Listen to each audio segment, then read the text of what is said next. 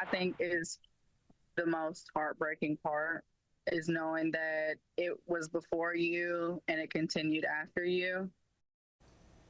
Tonight, 3 men, including 2 former JCPS coaches, face more than 50 total counts of sex crime charges. And tonight, for the first time, we're hearing from a group of women who say they were victims of the suspect's abuse.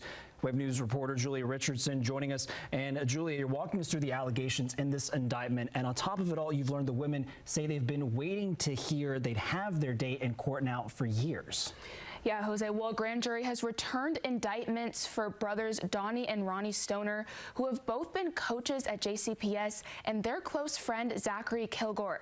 The women tell me they experienced abuse as long ago as 2005 and as recently as 2023. They think today is a small step in the right direction.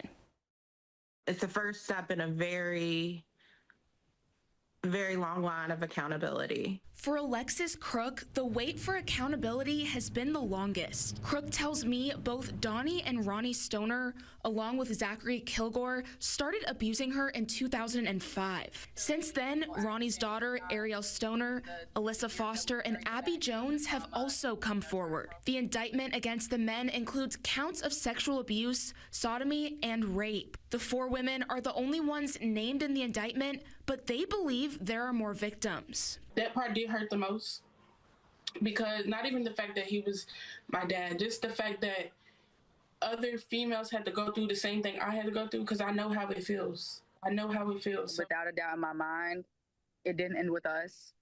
It didn't end with Abby, which is the latest victim that we do know of and, included in this indictment per se.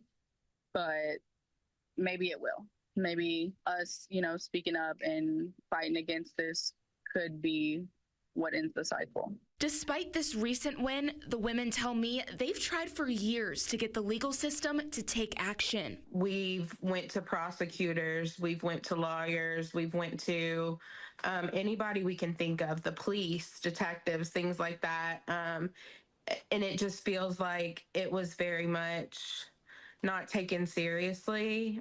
Every avenue we tried to go logistically, we were kind of shut down. We reached out to JCPS to see the Stoners' employment status with the district. The district says Donnie is no longer employed with JCPS, and Ronnie was reassigned from his position in August of 2023.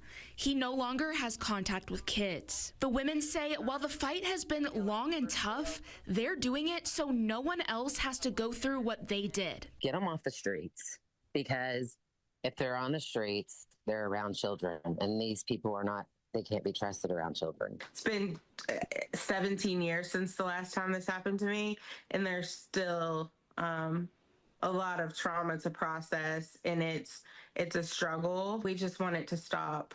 Even if it's just 3 people, that's 3 people that will never hurt another child again.